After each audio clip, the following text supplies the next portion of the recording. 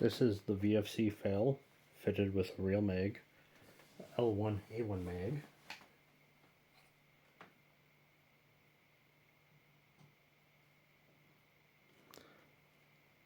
See the follower inside.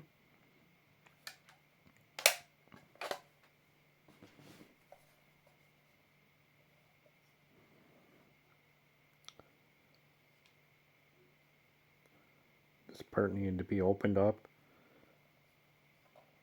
The locking surface needed to be moved up. The original locking lug needed to be removed and a new beak added.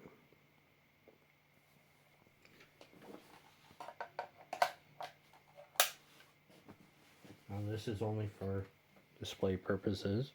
The mag won't actually function with ammo in this replica, but I've changed out quite a few of the other parts with real parts, and I'm doing some more work that this is starting to look like a very nice replica, and I want to display it as accurately as possible. And the mag it came with is starting to not look as good. Here's the stock mag. Decent for what it is. Here's a metric Austrian mag. You can see the difference in the bending, and then these aren't rounded over as much. Could maybe do a little sanding and soften them. The Austrian has these 3 holes in here. A Rhodesian, probably South African made, doesn't have that.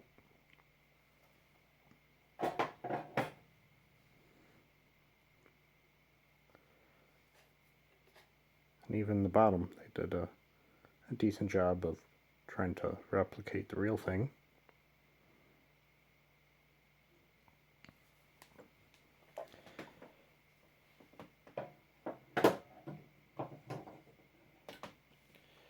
Now I went with the L1A1 mag because Rhodesians did convert some of them. They removed the lug on the front, heated this up, and it's brazed on, so just pull it off once it's hot. And then they stamp the new beak to look like this.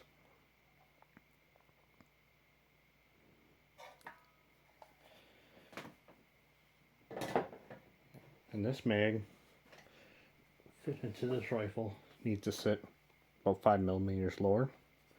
You can see the scratch marks where it was in the previous receiver. That's because right here on the inside of the receiver is setting the vertical height.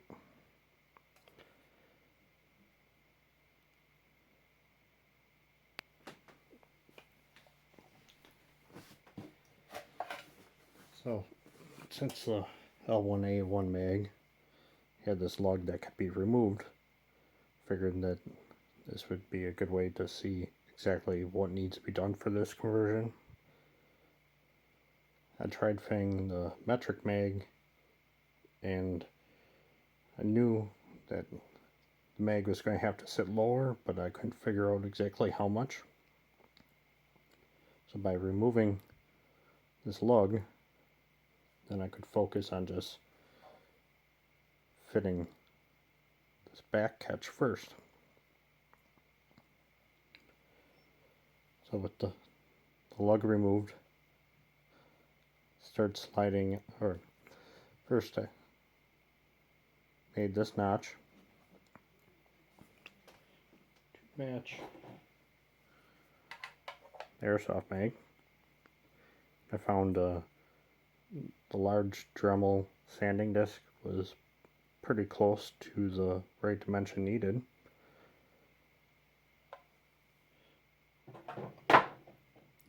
So I started sanding. I went, I don't know if this was the sanding drum, I went at a bit of an angle here, work my way down, just so that, well, there's a few things in here that need to be sanded, so it wasn't putting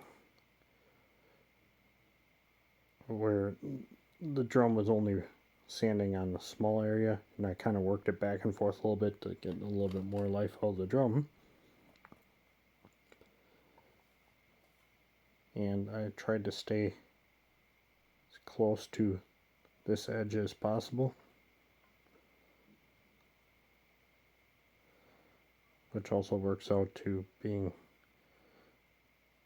pretty much in line with this edge of the feed lip. And I sanded down until I got to the bottom of this notch here, and then rotated the drum until it was 90 degrees.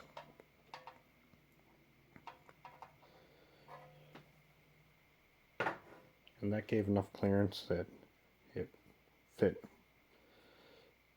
but the mag needed to move down. So I kind of see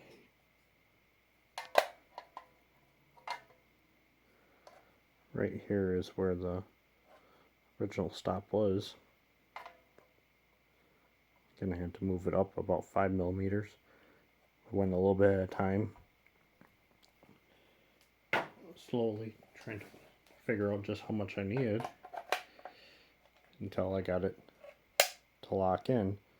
The front had no beak on there, so still a little loose, but once I had it locked in, I knew I went far enough on the back. In the process, I was also hitting up here.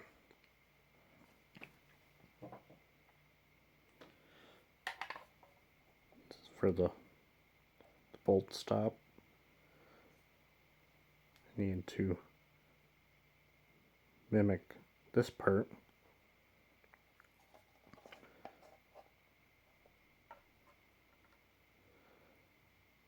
So I just sanded this down enough where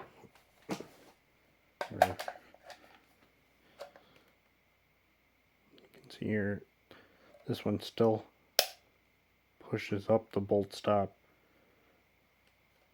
but the mag will lock in.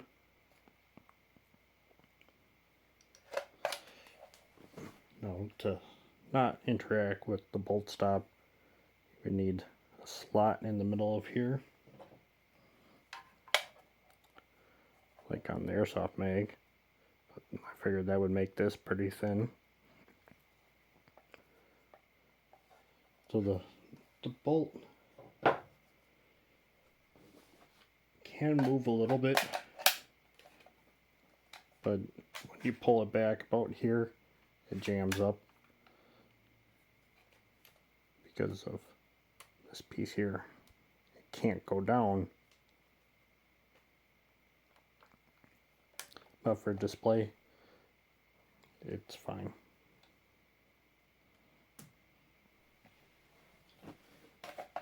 Now for the front,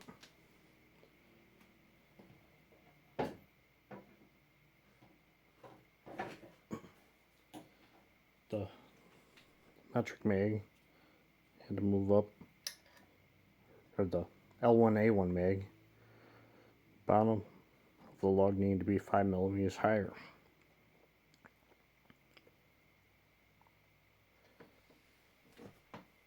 But once this lug was removed,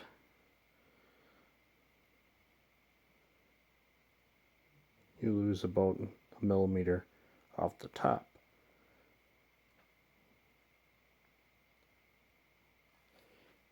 And that's not a material to reform a new beak just by punching one. metric mag do have a little bit more material that could hammer this down, weld it up, possibly punch a new beak higher up. But I didn't know that at the time.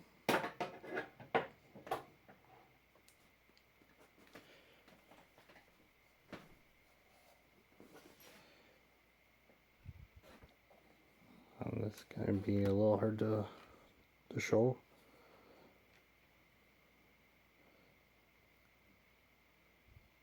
And here is the locking surface inside the receiver.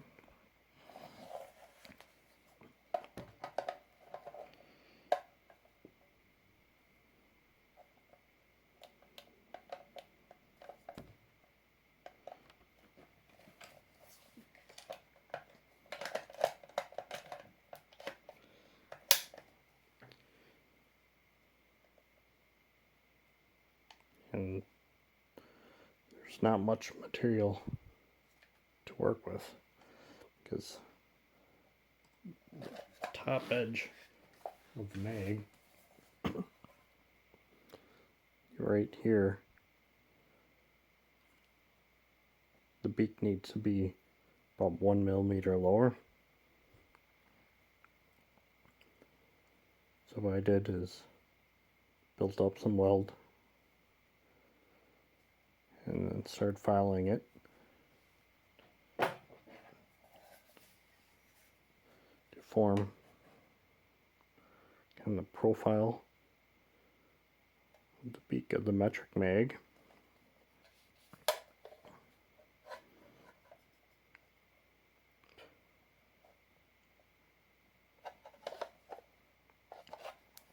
I'm going a little bit at a time.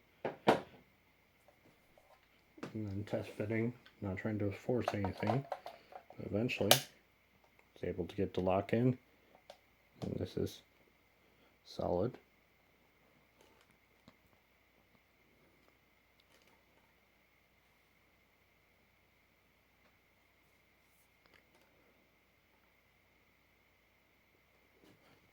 Now the mags aren't cheap anymore. They used to be $5-10 a mag. Now they're closer to 60.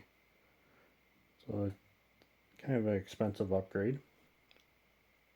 But this does look better than this.